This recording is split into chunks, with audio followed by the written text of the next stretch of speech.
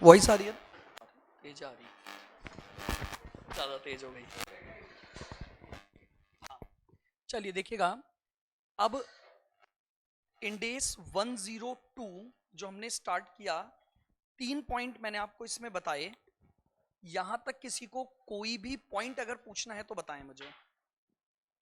मैंने आपको बताया इंडेस 102 में 3 प्लान पढ़ोगे। प्लान 1 है हमारा इक्विटी सेटल्ड प्लान, यानी जहां पर हम अपने किसी भी ट्रांजैक्शन के सेटलमेंट में क्या देंगे, इक्विटी शेयर्स इशू करेंगे। दूसरा प्लान है हमारा कैश सेटल्ड प्लान, यानी यहां पर हम सेटलमेंट में क्या देंगे, कैश देंगे, जो कैश किस पर बेस्ड होगा, शेयर्स की प्राइसेस पर बेस्ड होगा।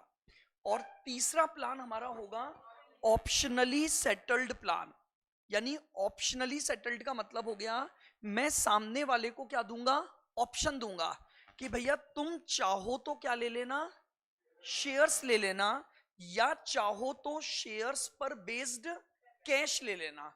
तो यानी जब मैंने सामने वाली पार्टी को सेटलमेंट का क्या दे दिया, ऑप्शन दे दिया, तो इस प्लान को हम क्या बोलेंगे, ऑप्शनली सेटल्ड प्लान बोलेंगे। फिर हमने स्टार्ट किया प्लान 1, जो प्लान है इक्विटी सेटल्ड प्लान, यानी इक्विटी सेटल्ड प्लान का मतलब क्या हो गया, settlement in form of equity shares होगा। हम जो सेटलमेंट करेंगे उसके लिए जो वो थर्ड पार्टी है उसे क्या दोगे, शेयर्स दोगे।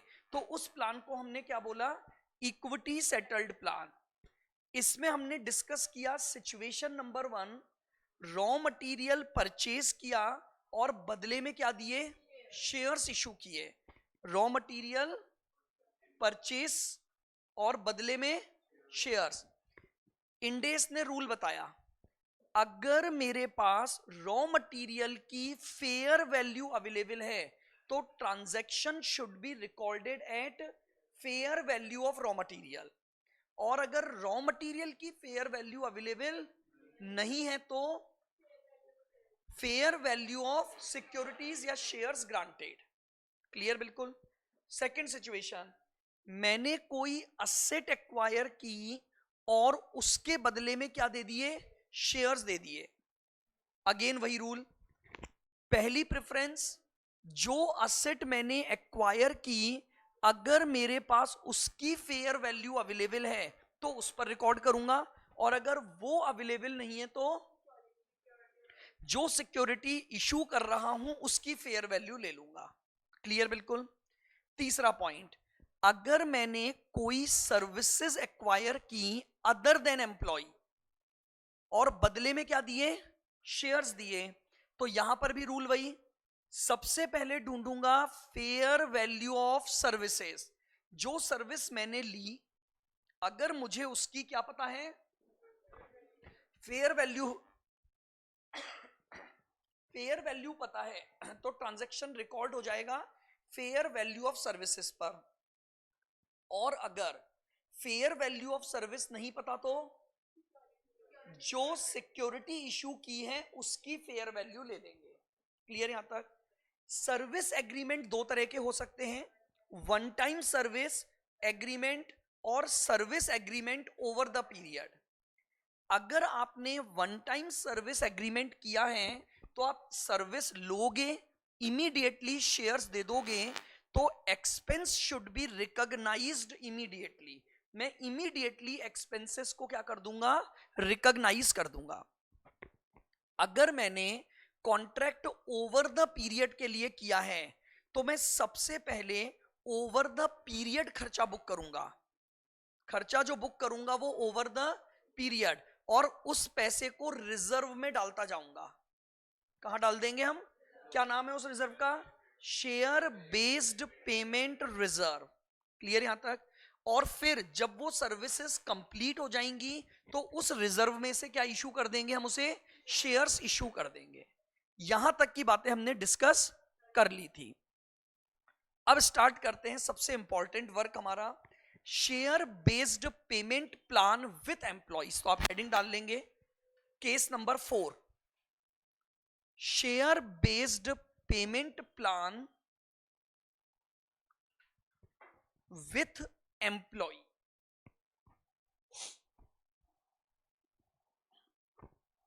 Share based payment plan with employee. यहां तक सारी बातें समझ आ गई ना सबको? इजी है? अभी तक तो इजी है। नहीं, इजी रहेगा। कॉन्सेप्ट अगर पकड़ लोगे ना एक बार टॉपिक का, फिर टॉपिक कहीं भी दिक्कत नहीं देगा। आइए अब बहुत ध्यान से इस प्लान को समझना। देखो, नाम से ही अपने आप को डिफाइन कर रहा है। जब एक एंटिटी अपने एम्प्लॉइज को उनकी सर्विसेज के बदले में क्या दे रही है? शेयर्स इशू कर रही है। Whenever an entity agree to provide shares to its employees, such plan is known as stock option plan.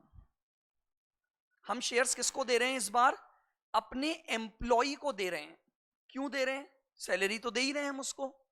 Salary के एवज में नहीं दे रहे हो आप ये, नहीं।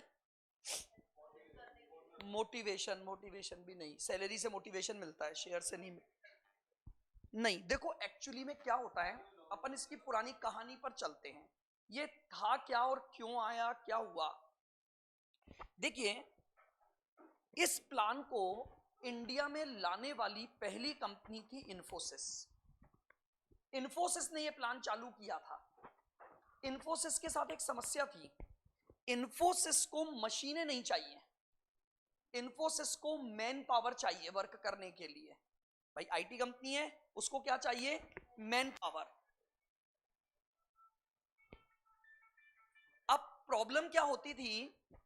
इन्फोसिस लोगों को हायर करती, उनको ट्रेनिंग देती, वो अच्छे से ट्रेनिंग लेते, काम छोड़कर चले जाते।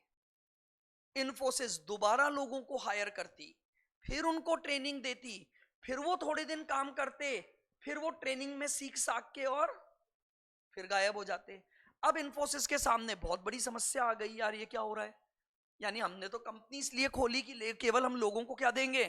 ट्रेनिंग, हमें कम मिलेंगी सर्विसेज। तो इन्फोसिस वो पहली कंपनी थी जिसने अपने एम्प्लॉइज को रिटेन रखने के लिए ये स्कीम चालू की थी।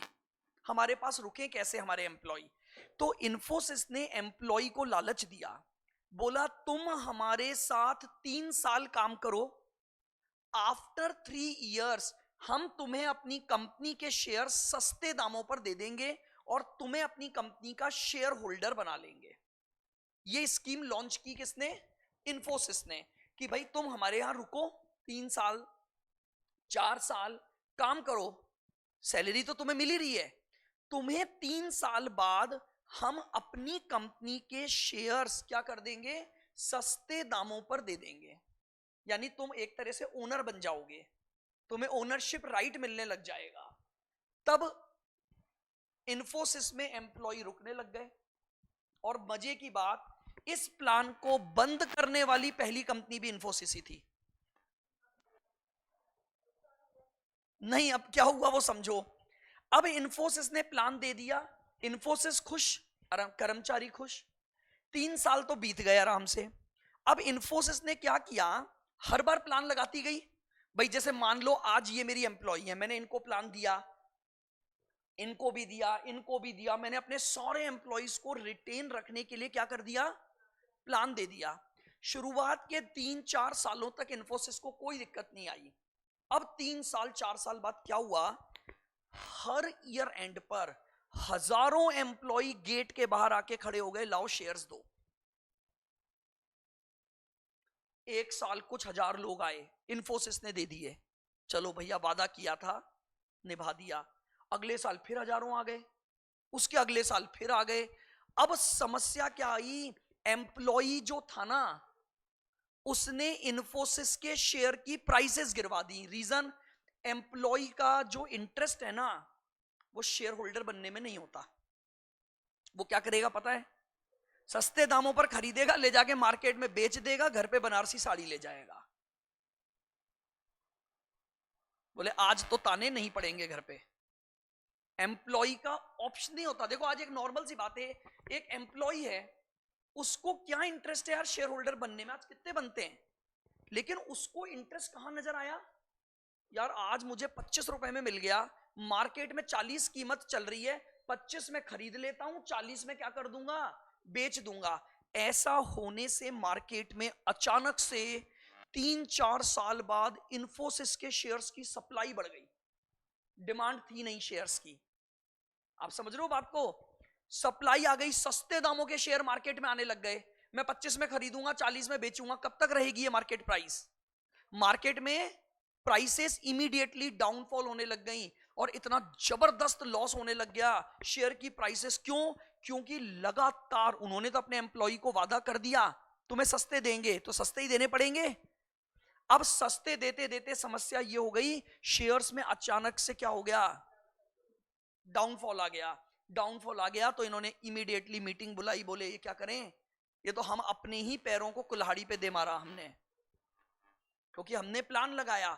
फिर इन्फोसिस ने पहली कंपनी बनी जिसने ये प्लान बंद किया और इसकी जगह कैश सेटल्ड प्लान लगा दिया। वहां पर ठीक था, उन्होंने अपने एम्प्लॉय को बोला हम तुम्हें शेयर्स नहीं देंगे।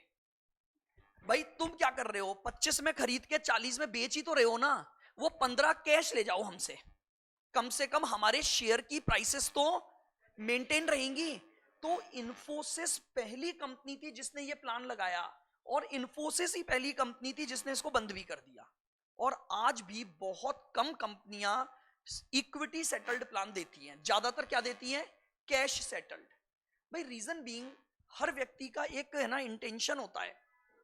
यार आज एक नॉर्मल एम्प्लॉय जो शेयर होल्डर बनने की नहीं सोचता, वो सोचता है यार थोड़ा फायदा मिल रहा है ना, तो फायदा ले लो अपन तो वो 25 में खरीदेगा, 40 में ले जाकर बेच देगा। और इस वजह से कंपनी को क्या होने लग गई, समस्या आने लग गई, कंपनी की शेयर प्राइस गिरने लग गई। इमीडिएटली कंपनियों ने इस प्लान को बंद किया और इसके लिए एक सेफ प्लान निकाला कि यार एम्प्लॉय का जो अल्टीमेट ऑब्जेक्ट है ना, कैश पाना उसका ऑब्जेक्ट है, तो यार हम ऐसा करते हैं, इसको क्या दे देते हैं, कैश ही दे दो ना, कैश ही दे दो, कम से कम हमारे शेयर की प्राइसेस तो इतनी ज्यादा फ्लक्चुएट नहीं होंगी। पर ठीक है, प्लान है तो हमें पढ़ना है। तो पॉइंट नंबर 1, जब भी कोई कंपनी अपने एम्प्लॉइज को क्या दे रही है, शेयर्स के फॉर्मेट में पेमेंट मतलब बेनिफिट दे रही है, तो हम उसे क्या कहेंगे, स्टॉक ऑप्शन प्लान या equity settled plan with employees. यहां तक की बात समझ आ गई। नाउ ध्यान से सुनना, fair value of services are not available in this aspect, कभी भी नहीं हो सकती। फेयर वैल्यू कैसे लाओगे एक एम्प्लॉय की सर्विसेज की, भाई अपना रूल क्या चल रहा था अभी तक, सर्विसेज ली है तो रूल नंबर 1 था फेयर वैल्यू ऑफ सर्विस ढूंढो, वो ना मिले तो फेयर वैल्यू ऑफ सिक्योरिटी चले जाओ। इस प्लान में एक समस्या आ गई, in case of employee fair value of services are not available and hence accounting under this situation will be the fair value of options granted। बता सकता है कोई रीजन, जो लाइन लिखी इसका रीजन,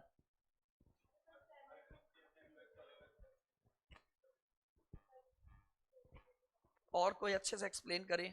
ऑनलाइन है क्या, कौन कौन है,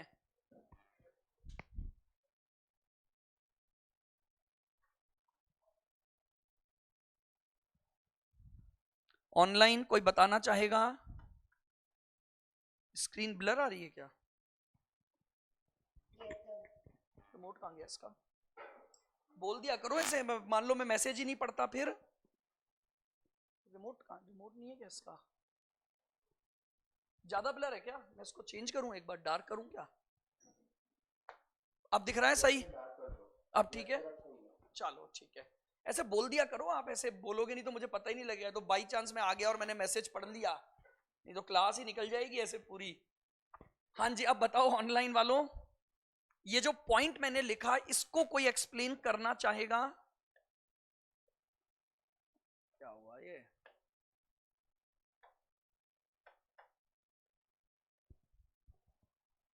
नहीं तो सब अलग अलग काम करते हैं तो नहीं देखो मेरी बात फिर, अभी मेरा क्वेश्चन ही नहीं समझे आप। मैंने आपसे रॉ मटेरियल खरीदा और शेयर्स दिए, बहुत ध्यान से सुनना। तो मैंने पहले क्या ढूंढा?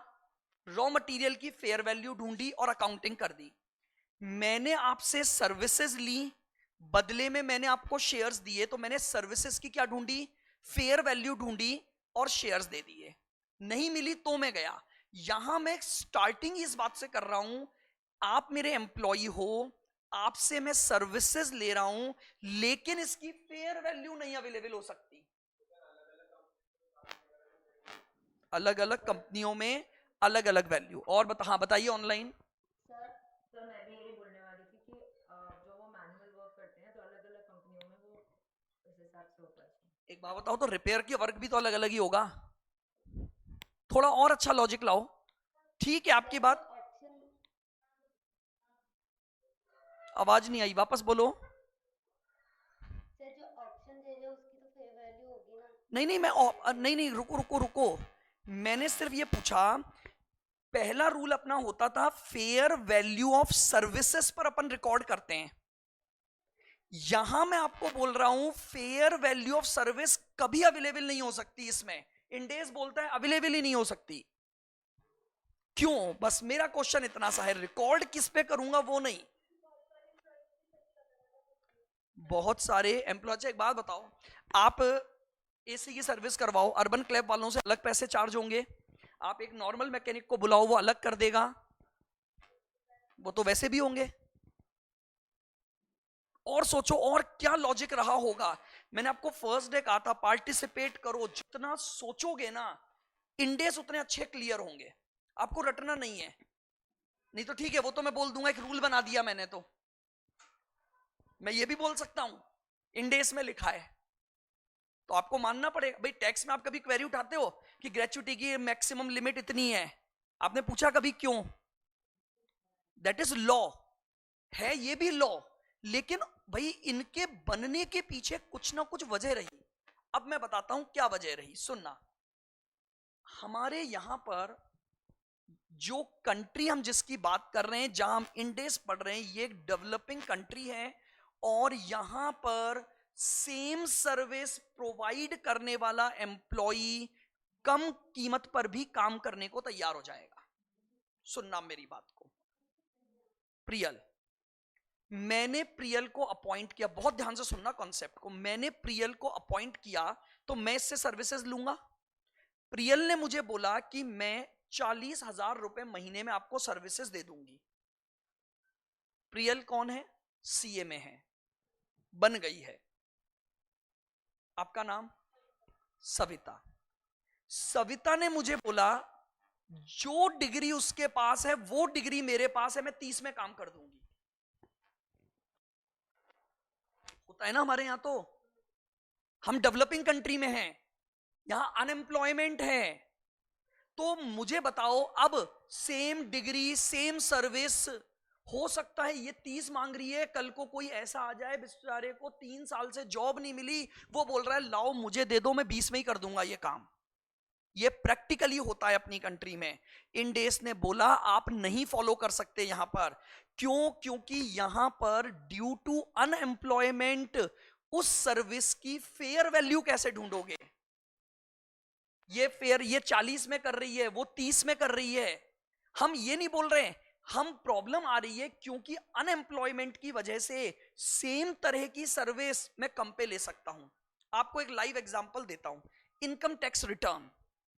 जब मैं सीए इंटर में था, यानी 99 में, हाँ 12th मेरा 98 में हुआ था, 99 में फाउंडेशन क्लियर हुआ, तो मतलब 99 से मेरी ट्रेनिंग चालू हो गई थी। उस समय तो हमारा बहुत बड़ा पीरियड होता है, 3 साल तो ट्रेनिंग होती थी। अब सोचो 99 2000 की बता रहा हूं, उस समय हमारा सीए एक रिटर्न, हम आर्टिकलशिप पे जाते थे, एक रिटर्न फाइल करने के 1000 रुपए लेता था। किसी भी सीए से करवा लो। मिनिमम रेट क्या थी? आज क्या है? 500। कौन देता है? लाओ यार मुझे दे दो ऐसे क्लाइंट, मैं भर दूंगा 500 रुपए। आधे क्लाइंट तो फ्री वाले होते हैं आज की डेट में। क्यों? क्योंकि आज खुद ही भर लेते हैं रिटर्न। 500 मांगोगे ना, वो बोलेगा यार छोड़, मैं किसी से हेल्प लेके ही भर दूंगा। आज आधे क्लाइंट अगर रिटर्न वाले होते हैं ना, वो पैसे ही नहीं देते, और जो बचे हुए आधे होते हैं ना, वो कभी 50 दे रहे हैं, कभी 100 दे रहे हैं, जो आ रहा है वो ले लो। हाँ, ये रियलिटी है आज के रिटर्न स्टेटस की।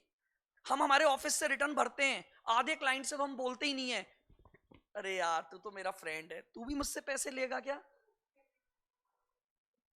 फिर चलो उसका तो ठीक, वो अपने पूरे परिवार की ओर ले आता है साथ में, यार अब कर ही रहा है ना, तो तुझे तो कंप्यूटेक्स पे ही तो डालना है, ये फीड कर दे, ये फीड कर दे।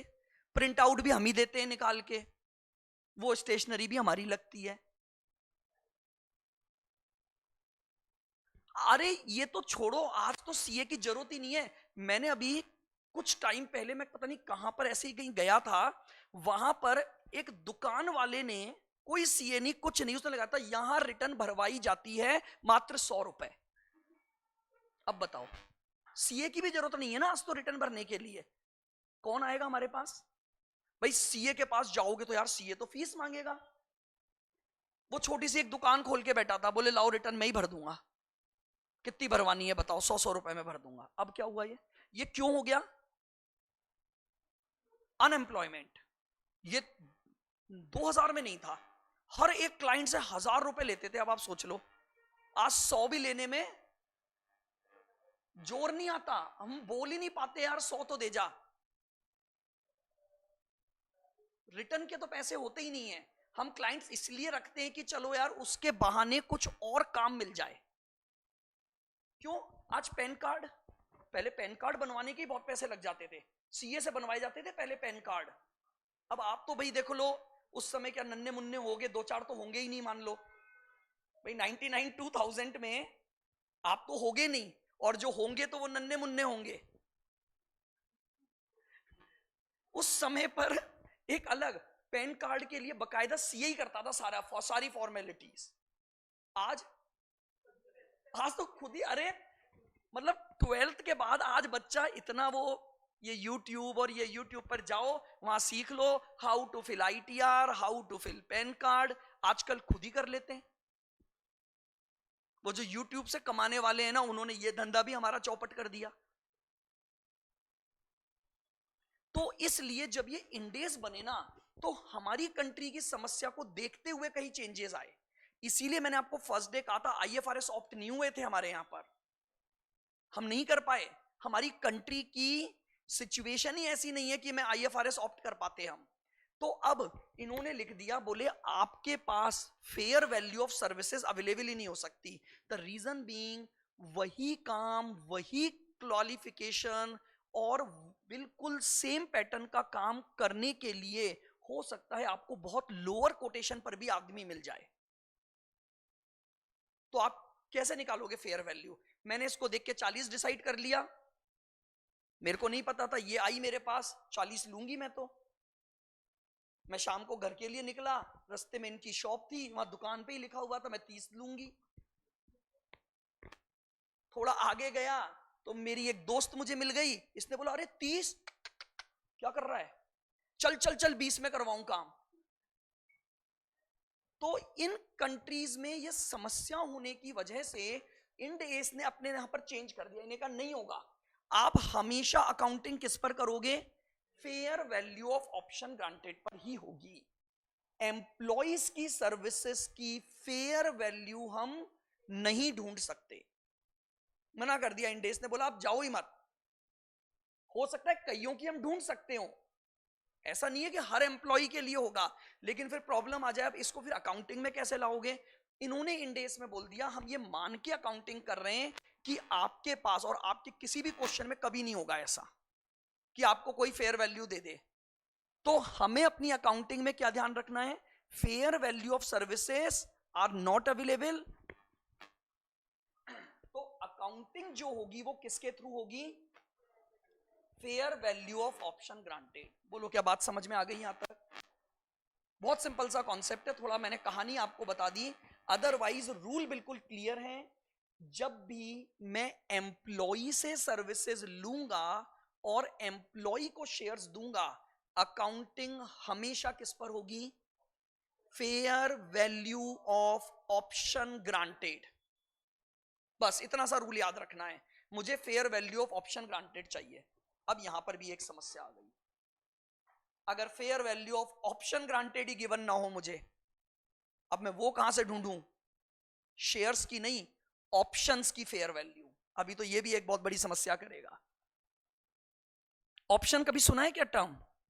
नहीं सुना होगा ऑप्शंस तो। अच्छा, ऑप्शन होता क्या है नॉर्मली? ऑप्शन जो होता है ना, वो एक राइट होता है, अधिकार। मैंने इसको अगर ऑप्शन दिया ना, तो इसके पास राइट है, बाउंड कर सकता हूं मैं इसको कि नहीं तुझे तो मेरे शेयर लेने ही लेने पड़ेंगे। आप कभी भी एम्प्लॉय को बाउंड नहीं कर सकते हो कि उसे शेयर, आप उसे ऑप्शन दे रहे हो, भैया तू चाहे तो सस्ते दामों पर क्या कर लेना, शेयर्स ले लेना, और तू नहीं चाहे तो मत लेना, बाउंड नहीं होता है। जब भी मैं एक टर्म जोड़ देता हूं ना ऑप्शन, ऑप्शन का सीधा सा एक मतलब होता है राइट टू द पार्टी। मैंने सामने वाली पार्टी को क्या दे दिया? अधिकार दे दिया, तू चाहे तो शेयर्स लेना, चाहे तो मत लेना, बाउंड नहीं है वो। जहां भी मैं ऑप्शन वर्ड बोल दूं ना, जैसे ऑप्शनली कन्वर्टेबल, ऑप्शनली कन्वर्टेबल मैंने आपको क्या बोला था? आपने उसे अधिकार दिया, चाहे तो शेयर लेना, चाहे तो कैश। इसी तरह से जब मैं एम्प्लॉय को ऑप्शन देता हूं तो मैं उसे बाउंड नहीं कर सकता। मैं उसे ये बोल रहा हूं तू मेरे यहां पर रुक, मेरे साथ काम कर, मैं तुझे एक अधिकार देता हूं, तू चाहे तो 3 साल बाद मेरी कंपनी के शेयर्स इस प्राइस पर खरीद लेना, चाहे तो खरीद लेना। आप एम्प्लॉय को बाउंड नहीं कर सकते हो, कभी भी रोक थोड़ी सकते हो। वो क्या आपकी एसेट है क्या कि भैया तू तो मेरा हो गया? तो इसलिए चलो वो लेटर ऑन बात करूंगा मैं। अभी एक सिंपल सी बात सुनना, अगर किसी भी क्वेश्चन में ऐसा हो जाए कि ऑप्शन की फेयर वैल्यू पता नहीं लग रही है, तो कोई बात नहीं, इंडेस ने बोला आप उसकी इंट्रिंसिक वर्थ निकाल लो। इंट्रिंसिक वर्थ होता है उसकी आज की मार्केट वर्थ, उसकी आज की मार्केट वर्थ निकाल लो और उस पर अकाउंटिंग कर देना।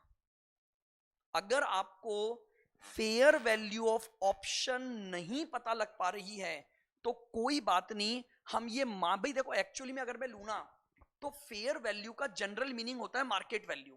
भाई फेयर वैल्यू का एक जनरल सेंस क्या लेते हो आप? जैसे आज मैं ये बोलूं कि इसकी फेयर वैल्यू 3,000 रुपए है, तो ये कैसे निकली होगी fair value? According to the market price. तो इसलिए इन्होंने इसमें बहुत लिबरलाइज छोड़ा, इन्होंने बोला या तो फेयर वैल्यू ऑफ ऑप्शन आपको दे दिया जाएगा, कोई इशू नहीं, दे दिया तो अकाउंटिंग चालू कर दो, नहीं दिया तो फेयर वैल्यू आप निकाल लो। और फेयर वैल्यू बेसिकली क्या होती है? उसकी इंट्रिंसिक वर्थ को ही क्या मानना पड़ेगा? फेयर वैल्यू मानना पड़ेगा। इंट्रिंसिक वर्थ मतलब इन टर्म्स में बोल दूं सिंपल भाषा में, आज की जो मार्केट वर्थ है वही उसकी क्या होती है? इंट्रिंसिक वर्थ होती है। जैसे मान लो फॉर एग्जांपल मैं आपको ये बोलूं फेयर वैल्यू ऑफ ऑप्शन नहीं दी, मैं मार्केट में गया तो मुझे पता लगा कि यार ये चीज मार्केट में इतने की बिक रही है, तो वही उसकी फेयर वैल्यू हो गई ना, वही उसकी फेयर वैल्यू हो गई। यानी कुल मिलाकर रूल था, अकाउंटिंग जो होनी है वो किस पर होनी है? Fair value of option granted. वो अवेलेबल नहीं है तो किस पर कर दोगे? Intrinsic value of option granted. Intrinsic value का मतलब भी क्या होता है? फेयर वैल्यू ही होता है।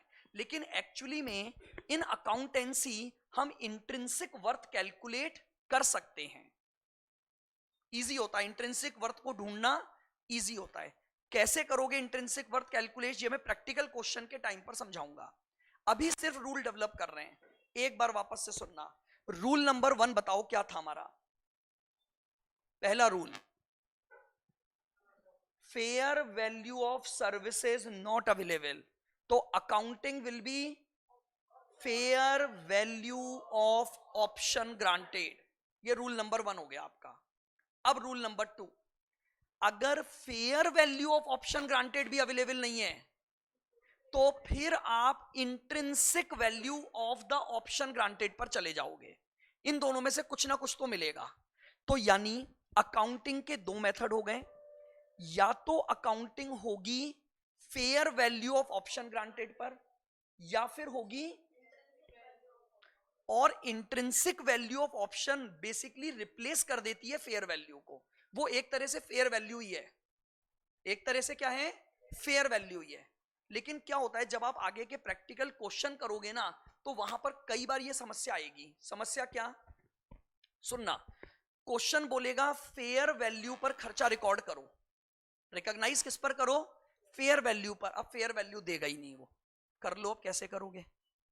तो हमें क्या करना पड़ेगा, हमें उसकी इंट्रिंसिक वैल्यू निकालनी पड़ेगी, और ये मानेंगे कि जितनी इंट्रिंसिक है वही उसकी क्या हो गई, फेयर वैल्यू हो गई, यानी दोनों चीजें सेम हो गई। प्रैक्टिकली होता भी यही है। देखो, मैं अगर ये बोल दूं आज एक फेयर वैल्यू टर्म जब मैं यूज करता हूं ना, तो फेयर वैल्यू का मतलब ही यही होता है कि आज मार्केट में ये चीज कितने की मिल सकती है, वही उसकी क्या बनती है, फेयर वैल्यू, और इंट्रिंसिक वर्थ भी वही होती है उसकी। बट इन्होंने टर्मिनोलॉजी यूज की, वो आपको समझना है। प्रैक्टिकल क्वेश्चन में मुझे कहीं दिक्कत नहीं आएगी, फेयर वैल्यू और इंट्रिंसिक वैल्यू। फिर उन्होंने फिर एक और बात बोली, सुनना, सुनो इधर, fair value of option must be given on grant date. अगर फेयर वैल्यू ग्रांट डेट पर गिवन नहीं है तो हम accounting will be at intrinsic value. Intrinsic निकालने का उसने तरीका बता दिया, market price of stock minus exercise price of stock. Market, हाँ जी बोलो, market price of stock minus exercise price of stock. अब यहां तक आने के बाद थोड़ी अजीब अजीब सी टर्म्स हैं हमारे सामने। तो पहले आपको वो हर एक टर्म को समझना है जो इस इंडेक्स में काम आएगी। इस पर्टिकुलर टॉपिक में मैं आपको पहले टर्म समझाऊंगा, देन इन फॉर्मूलों का हम मीनिंग लेंगे। देखिएगा, लाइन से चलता हूं, एक कहानी की तरह सोचो कि किस तरह से ये स्टॉक ऑप्शन चलते हैं। बिल्कुल ध्यान से सुनना, तो आपको हर एक टर्म समझ आएगी। आप अज्यूम कर लो मैं कौन हूं, एक कंपनी हूं एक्स लिमिटेड, और ये मेरे क्या हैं, एम्प्लॉइज हैं। मुझे बताओ स्टॉक ऑप्शन कैसे चालू होगा। सबसे पहले मेरे और एम्प्लॉय के बीच में एक एग्रीमेंट बनेगा, जिस एग्रीमेंट की सभी टर्म्स एंड कंडीशंस डिसाइड होंगी, एग्रीड होंगी और कम्युनिकेट होंगी। जिस दिन ये काम होगा उस दिन को बोला जाएगा ग्रांट डेट ऑफ ऑप्शन। क्या बोला जाएगा, grant date of option. Grant date का मतलब हो गया वो डेट जिस दिन इस ऑप्शन प्लान से रिलेटेड सभी टर्म्स एंड कंडीशंस पर क्या किया जाएगा, एग्री किया जाएगा। उस डेट को क्या बोलोगे, ग्रांट डेट। मान लो मैंने आज इनके साथ एक एग्रीमेंट किया कि मैं तुम्हें 3 साल बाद मेरी कंपनी के शेयर्स दूंगा, या 2 साल बाद मेरी कंपनी के शेयर्स दूंगा, तो आज का दिन क्या माना जाएगा, ग्रांट डेट मानी जाएगी। बोलो, पहली डेफिनेशन क्लियर। यानी ग्रांट डेट का मतलब क्या हो गया, the date on which all terms and conditions related to stock option must be agreed and communicated। उस डेट को हम क्या बोलेंगे, ग्रांट डेट बोलेंगे। बोलो क्लियर पहली टर्म। चलिए अब सुनना, वेस्टिंग कंडीशन। मैंने प्रियल को बोला मैं तुम्हें शेयर्स तो दूंगा, लेकिन इन शेयर्स को पाने के लिए तुम्हें मेरे यहां 3 साल तक सर्विस देनी पड़ेगी।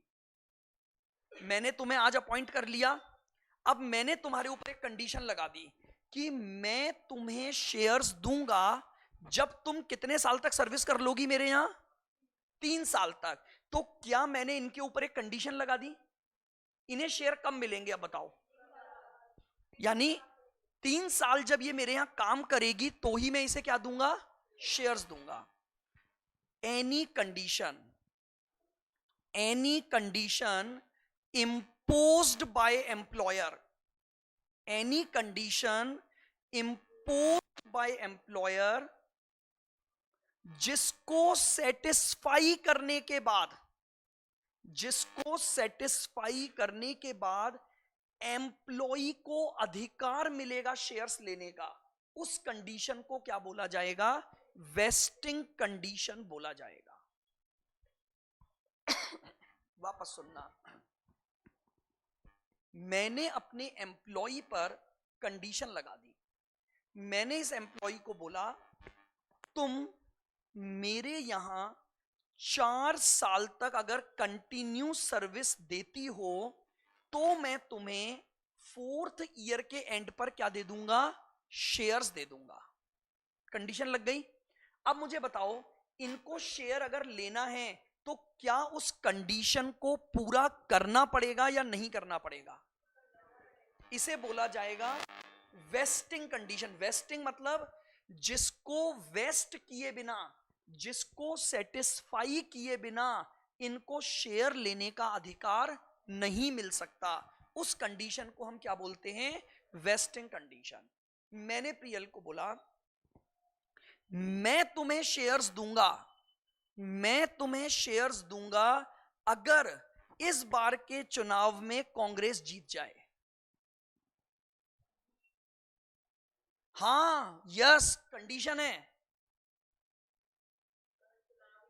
चुनाव नहीं हुए तो नहीं मिलेंगे शेयर्स। मैं तुम्हें शेयर्स ही तब दूंगा जब कांग्रेस, इंडेस ने क्या बोला वो सुनो। इंडेस से कंडीशन कोई जरूरी नहीं है सर्विस की हो, कोई भी मार्केट रिलेटेड, परफॉर्मेंस रिलेटेड कुछ भी हो सकती है। Condition can be any type. हम एग्री होने चाहिए, बस हम एग्री होने चाहिए कि भैया मैं तुम्हें शेयर्स तो दे दूंगा, तुम्हें शेयर्स दूंगा अगर मेरी कंपनी का प्रॉफिट 200 करोड़ रुपए हो जाएगा तो मैं तुम्हें शेयर्स दूंगा। मैं तुम्हें शेयर्स दूंगा अगर मेरी ईपीएस 30 रुपए पहुंच जाएगी, मेरी आरओआई 10% पहुंच जाएगी, मेरी अर्निंग रेट 50 हो जाएगी। Any type of condition can be imposed. Employee की वजह से ही होता है ये सब, एम्प्लॉयज की वजह से ही होगा ना। बताओ, मार्केट प्राइस तभी बढ़ेगी जब एम्प्लॉय अच्छे से काम करेगा, मेरा प्रॉफिट बढ़ा तो उसका बेनिफिट दूंगा ना आपको। सैलरी तो आपको दे ही रहा हूं, सैलरी के एवज में थोड़ी दे रहा हूं मैं आपको शेयर, सैलरी तो आपको मिल ही रही है। मैंने कंडीशन लगा दी, मैं शेयर्स तो तभी दूंगा जब मेरी कंपनी की ईपीएस क्या हो जाए, 30 रुपए हो जाए। होगी तो मैं दूंगा, नहीं होगी तो मैं नहीं दूंगा। कंडीशन है, कुछ भी कंडीशन जोड़ सकते हैं। क्यों जोड़ी जाती है जानते हो? एम्प्लॉय है ना, जितना एफिशिएंटली काम करेगा ना, अल्टीमेटली इफेक्ट पड़ेगा ही पड़ेगा मेरी कंपनी पर। ईपीएस कैसे बढ़ेगी? चलो बताओ, ईपीएस कैसे बढ़ेगी? अर्निंग से। अर्निंग्स कैसे बढ़ेंगी? एफिशिएंट वर्किंग से। एफिशिएंट वर्किंग कौन करेगा? तो बस एम्प्लॉय को बोल दिया भैया तू मेरी अर्निंग, मतलब मैं तो एक एग्जांपल दे रहा हूं, एक अचीवेबल भी होना चाहिए। आप ऐसा मत बोल दो कि यार जिस दिन एक मेरे पास आसमान से तारा टूट के हाथ में गिर गया मैं उस दिन शेयर दे दूंगा। एक अचीवेबल कंडीशंस हमेशा ध्यान रखो, वरना आप एग्री कर लोगे क्या? आप अगर ईपीएस पर एग्री कर रहे हो ना तो आप पहले खुद भी देखोगे यार आज मेरी ईपीएस 28 रुपए चल रही है, हाँ इसको 30 कर सकते हैं। सर आपकी वॉइस थोड़ी धीरे आ रही है। एक मिनट,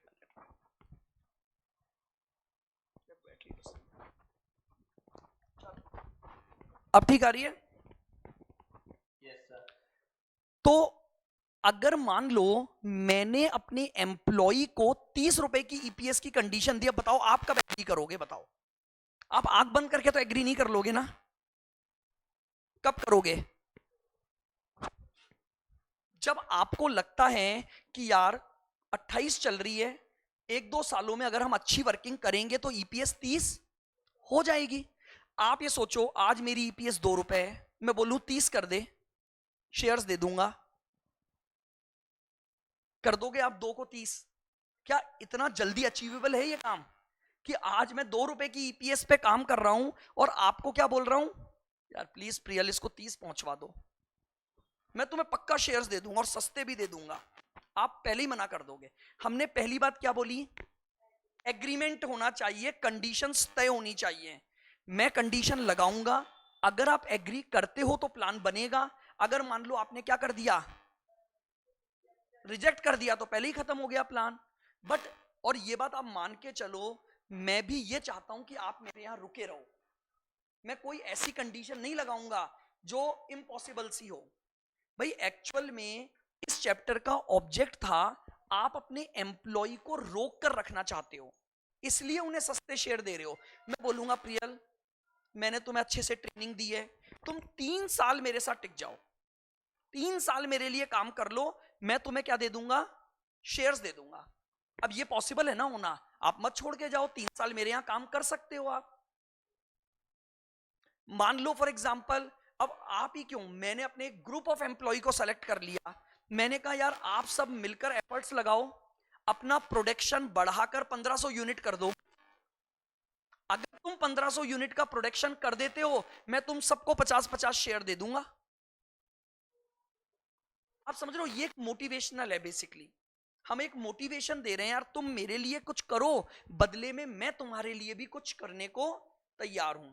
हाँ, लेकिन सबसे इंपॉर्टेंट बात है एग्रीमेंट हो जाए, और जब एग्रीमेंट हो गया तो इसका मतलब आप क्या हो गए, रेडी हो गए, बाउंड तो कुछ नहीं है। कल को अगर नहीं बढ़ा तो मैं न कुछ थोड़ी आत्महत्या थोड़ी करवा दूंगा आपसे कि बोले अब लो फांसी आ जाओ, तुमने नहीं बढ़ाया तो। लेकिन हाँ, एक्चुअली में देखो क्या होता है, जैसे मान लो एक फॉर एग्जांपल, आप किसी काम को करने के लिए कमिटेड हो रहे हो, तो होता क्या है, आप उस काम का अगर फायदा आपको दिख रहा है ना, तो आप एफर्ट्स जरूर लगाओगे, आप एफर्ट्स जरूर लगाओगे आप। लेकिन अगर आपको कोई फायदा नहीं दिख रहा तो लगाओगे आप एफर्ट्स उतने? भाई एफर्ट्स क्यों लगेंगे किसी भी काम को करने में, क्योंकि आपको ये पता है यार इस एफर्ट्स के बाद हमें क्या मिलेगा, कुछ बेनिफिट मिलने वाला है। तो इसलिए इन्होंने रूल दिया कि कोई भी कंडीशन जो इंपोज की गई है किसके द्वारा, एम्प्लॉयर के द्वारा, और जिस कंडीशन को पूरा करने के बाद ही आपको शेयर्स मिलेंगे, इस कंडीशन को क्या नाम दिया जाएगा, wasting condition. Wasting condition service year से रिलेटेड हो सकती है, आपकी परफॉर्मेंस से रिलेटेड हो सकती है, मार्केट पर बेस्ड हो सकती है, सर्विस मार्केट परफॉर्मेंस, या इनका कॉम्बिनेशन भी हो सकती है। Any type of condition can be imposed. उस कंडीशन को क्या नाम दोगे, वेस्टिंग कंडीशन। बोलो क्लियर ये डेफिनेशन ऑनलाइन?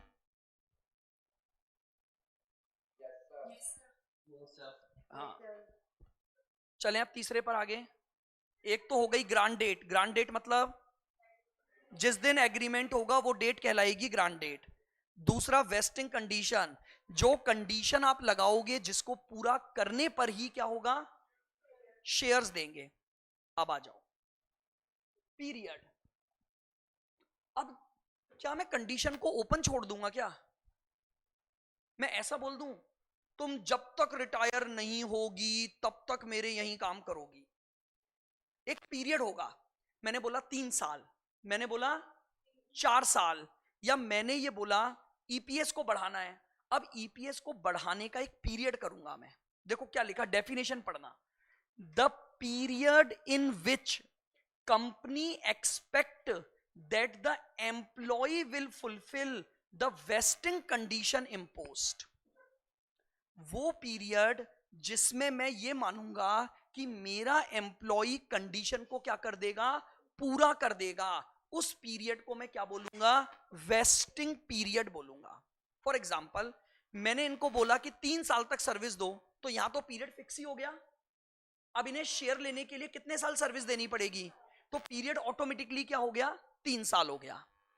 लेकिन अब सोचो मैंने कंडीशन क्या लगाई वो सुनना।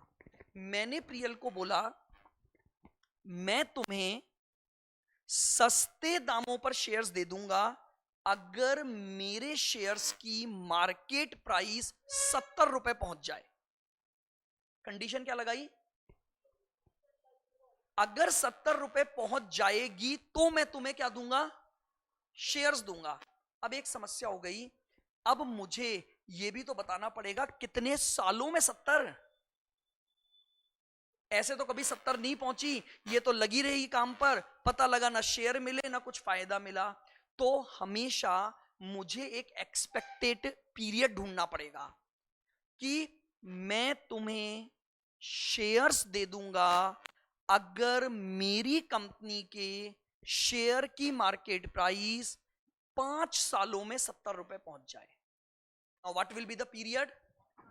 5 साल will be the period. Expected period होगा ये, मुझे भी नहीं पता ना पहुंचेगी कि नहीं पहुंचेगी, इसलिए यहां एक टर्म यूज की हमने एक्सपेक्टेड। वो पीरियड जो मैं एक्सपेक्ट करूंगा, वो पीरियड जो मैं एक्सपेक्ट करूंगा कि यार इतने समय में कंडीशन क्या हो जानी चाहिए? पूरी हो जानी चाहिए। होगी या नहीं मुझे नहीं पता, एक्सपेक्टेड बात कर रहे हैं हम केवल। तो कंडीशन जो लगाऊंगा वो तो कहलाई वेस्टिंग कंडीशन, और जितने पीरियड के लिए लगेगी वो पीरियड क्या कहलाएगा? Vesting period. और इंडेस ने रूल दे दिया, खर्चे जो रिकॉर्ड करोगे वो वेस्टिंग पीरियड के आधार पे ही करोगे। खर्चे जो रिकॉर्ड करोगे वो वेस्टिंग पीरियड। अगर मैंने बोला 3 साल का पीरियड है तो खर्चे कितने ओवर द पीरियड रिकॉर्ड होंगे? 3 साल में रिकॉर्ड होंगे। बताओ क्लियर यहां तक का पॉइंट? अभी ये मत पढ़ना,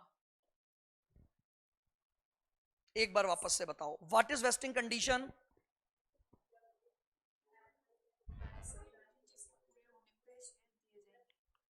ऐसी कंडीशन जिसको पूरा करने पर ही अधिकार मिलेगा कि आप शेयर्स ले सकते हो, उस कंडीशन को हम क्या बोलेंगे?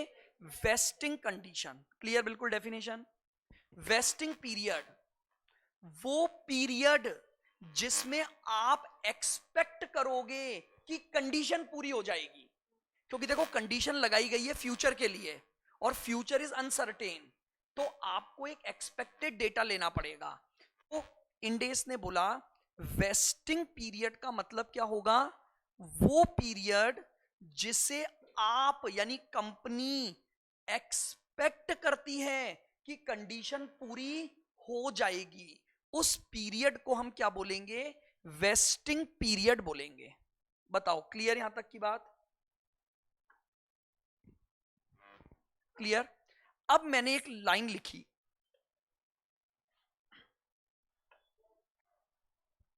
if vesting period is not given then estimate the period according to best for the company।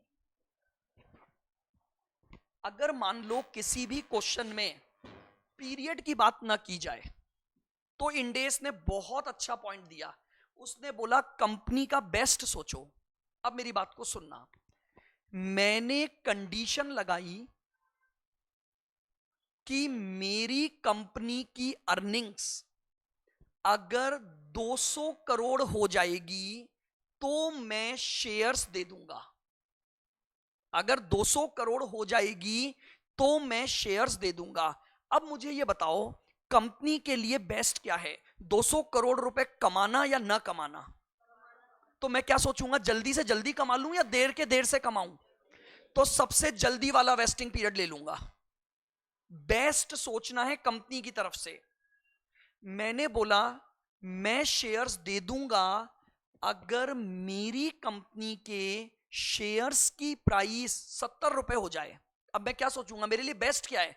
70 रुपए जल्दी से जल्दी होना या 70 रुपए देर से होना? समझ पा रहे हो मेरी बात को? बेस्ट एस्टिमेट करना पड़ेगा आपको।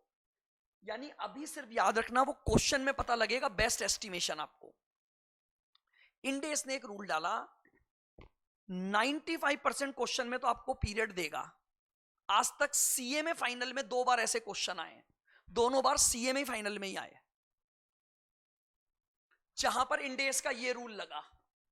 अब होता क्या है, मात्र 2 क्वेश्चन है, आप 65 क्वेश्चन करोगे, 65 में से 2 अलग हैं और 63 एक हैं।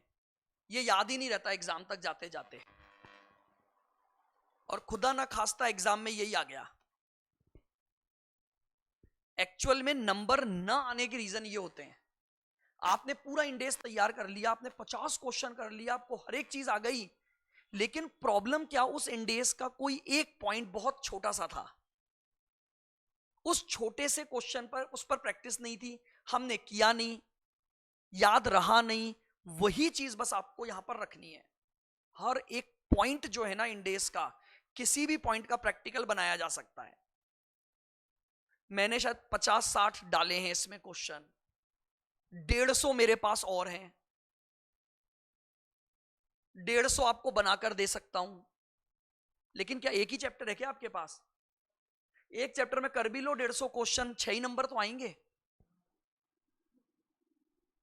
Maximum weightage 6 number. बस आपको मैं फिर बोल रहा हूं, ये पॉइंट याद रखने हैं आपको। क्वेश्चन सारे पैटर्न के डाले हैं मैंने, लेकिन वो एक एक दो दो ही डलेंगे, तब जाके तो 60 पहुंच गए। इसीलिए आपको जैसे ही नोट्स मिले ना, वो 25 रुपए खर्च करने की बात मैं बार बार कर रहा हूं। ये लाइन और उस अटेम्प्ट में भी यही हुआ था। जब बच्चे बाहर निकले, जब मेरी बात हुई, बोले सर पता ही नहीं सर क्या क्वेश्चन आया था, वेस्टिंग पीरियड ही गिवन नहीं था, हमने तो 15 मिनट खराब कर दिए, लेकिन हमें यही नहीं पता लगा कि पीरियड क्या था।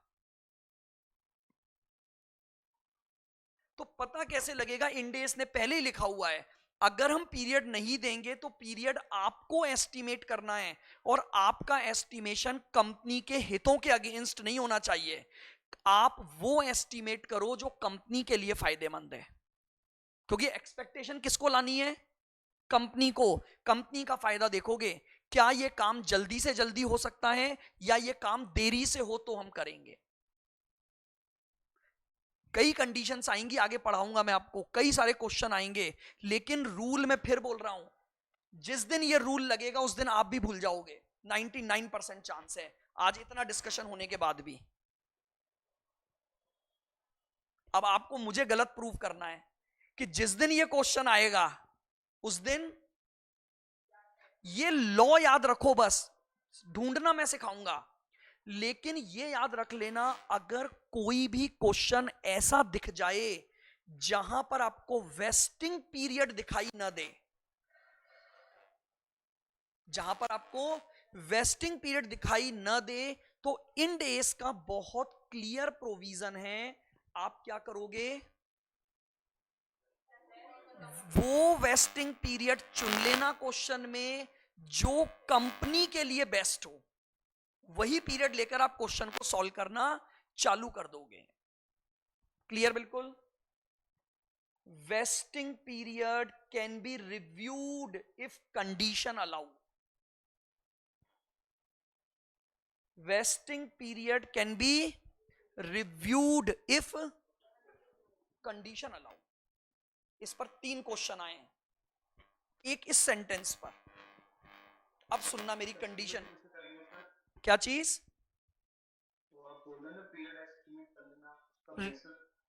रिव्यू करने वाला कौन सा पूछ रहे हो, रिव्यू वाला ना या बेस्ट वाला?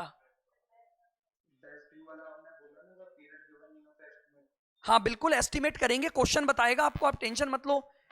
क्वेश्चन बताएगा कि आप कई सारे एस्टिमेट दे रखे होंगे उस केस में, कि 2 साल में भी हो सकता है ऐसा, 3 साल में भी हो सकता है, 4 में भी हो सकता है। बेस्ट क्या है?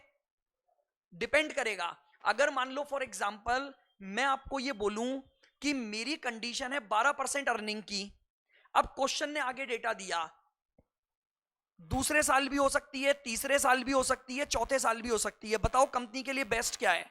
अर्निंग को 12% करना, 2 या 3? अर्निंग्स जितना जल्दी आएंगी कंपनी उतना अच्छे पोजीशन में होगी।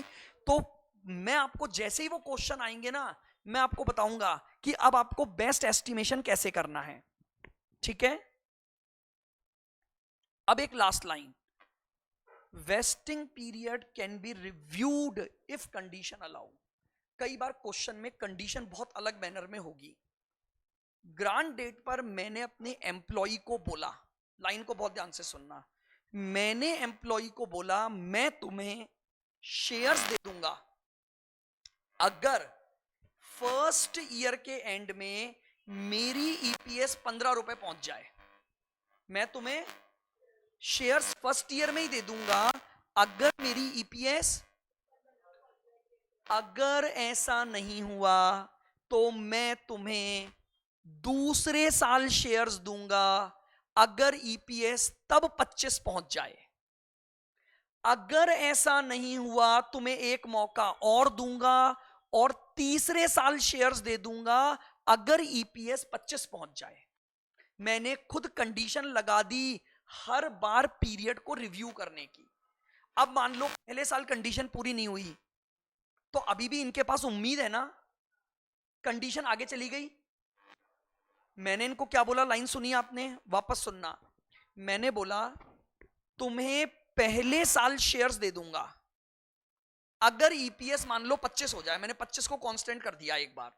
मैंने बोला तुम्हें शेयर्स फर्स्ट ईयर में दे दूंगा अगर ईपीएस कितनी हो जाए। अब अगर मान लो फर्स्ट ईयर में कंडीशन पूरी नहीं हुई तो इसको कभी शेयर मिलेंगे ही नहीं। मैंने इसको समझाया, मैंने कहा कोई बात नहीं। मैंने कंडीशन को चेंज किया, मैंने कहा अगर ऐसा नहीं होता है तो मैं सेकंड ईयर तक भी जाऊंगा और फिर देखूंगा क्या सेकंड ईयर में 25 हो गई तो तुम सेकंड ईयर में ले जाना, फिर भी नहीं हुआ तुम्हें एक मौका और दूंगा, फिर तीसरे साल भी मैं वेट करूंगा और अगर तीसरे साल 25 हो तो मैं तुम्हें तीसरे साल दे दूंगा। यह हुआ बार बार। वेस्टिंग पीरियड क्या हो रहा है यहां पर, चेंज हो रहा है। तो मैं वही चीज बोल रहा हूं, हर बार रिव्यू होगा अगर कंडीशन अलाउ करेगी। वो कंडीशन ही ऐसी होनी चाहिए।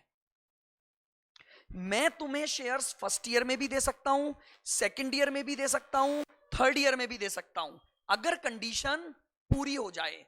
तो यहां पर मैंने जो कंडीशन लगाई ना वो एक वेरिएबल लगाई, रिव्यू कर रहा हर बार। फर्स्ट ईयर के एंड में पहुंचा, रिव्यू किया, 25 नहीं हुई, इनको बुलाया, बोले कोई बात नहीं और मेहनत करो। सेकंड ईयर आया, फिर सेकंड ईयर पे चेक किया, अगर कंडीशन पूरी हो गई शेयर दे दो, नहीं हुई इनको फिर मोटिवेट करूंगा, बोले अभी एक साल और बाकी है। फिर तीसरे साल रिव्यू करूंगा, अगर तीसरे साल कंडीशन पूरी हो गई शेयर्स दे दो, अदरवाइज प्लान विड्रॉन हो जाएगा।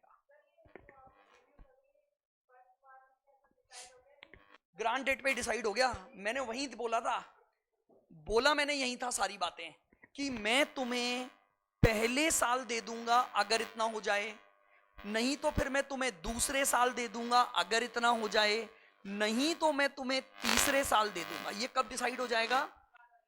द रीजन बीइंग एग्रीमेंट होना है ना हमारे बीच में, तो एग्रीमेंट की सभी टर्म्स बतानी पड़ेंगी वरना तो फिर ये इंडेस ही नहीं लगेगा। तो हाँ, वो रिव्यू तभी होगा जब कंडीशन ने शुरू में बोला होगा। नहीं बोला होगा तो वो नया टॉपिक आ जाएगा, मॉडिफिकेशन इन प्लान। वो तो प्लान ही चेंज हो जाएगा मेरा। पहला प्लान तो खत्म हो गया ना फिर मेरा, फिर नया प्लान हुआ तो वो कहलाता है मॉडिफिकेशन इन प्लान। कि मान लो मैंने इनको शुरुआत में बोला कि पहले साल में दूंगा, पहले साल में नहीं हुआ, अब मैं इनको दोबारा बुला के बोल रहा हूं कोई बात नहीं रो मत, मैं वापस से तुम्हें ऑप्शन देता हूं। तो ये तो मैंने मॉडिफाई कर दिया ना प्लान, ओरिजिनल प्लान थोड़ी है ये मॉडिफिकेशन कहलाता है। ये हम लेटर ऑन पढ़ेंगे। अभी जो मैं बोल रहा हूं कंडीशन कहां डिसाइड होगी? ग्रांट डेट पर। बोलो आया? अब थोड़ा सा ये प्लान देखो ट्रिकी है, ये टर्म्स याद रखना, सारे क्वेश्चन हो जाएंगे। 3 बातें सीखी है बस आज आपने। पहला पॉइंट, ग्रांट डेट पहचानना सीख गए। जिस दिन एग्रीमेंट होगा वो डेट क्या कहलाएगी? Grant date. दूसरा, वेस्टिंग कंडीशन, जो कंडीशन आपके ऊपर लगाई गई है जिसको पूरा करने के बाद ही आपको क्या मिलेंगे? शेयर्स मिलेंगे, उसे क्या बोला जाएगा? Wasting condition. और जिस पीरियड में वो कंडीशन पूरी करनी होगी यानी कंपनी एक्सपेक्ट करती है कि इतने पीरियड में आपको कंडीशन पूरी करनी है, उसे हम क्या बोलेंगे, वेस्टिंग पीरियड बोलेंगे। पीरियड इसलिए जरूरी है, खर्चा ओवर द पीरियड रिकॉर्ड होगा, पीरियड गिवन नहीं है तो बेस्ट एस्टिमेशन होगा, और अगर कंडीशन अलाउ करती है तो पीरियड को बार बार रिव्यू किया जा सकता है। अब मुझे बताइए, क्या यहां तक की बात समझ आई सबको? आज कुछ नए भी हैं क्या, एक आध जने? हाँ जी बोलो। वो अभी निकालना नहीं सिखाया मैंने, एक्सपेंस मैं निकालना सिखाऊंगा अभी कि क्यों होंगे ये एक्सपेंस और कौन से होंगे, किस नाम के होंगे। अभी तो अपन सिर्फ टर्म्स पढ़ रहे हैं, फिर जब आएगा अपना पहली कैलकुलेशन यही आएगी जिसकी अकाउंटिंग डालनी होगी कि एक्सपेंस कैलकुलेट करो और उनको रिकॉर्ड करो, और वो क्यों होंगे वो अब हम बात करेंगे सारी। बताइए ऑनलाइन कोई भी पॉइंट है तो बताइए मुझे।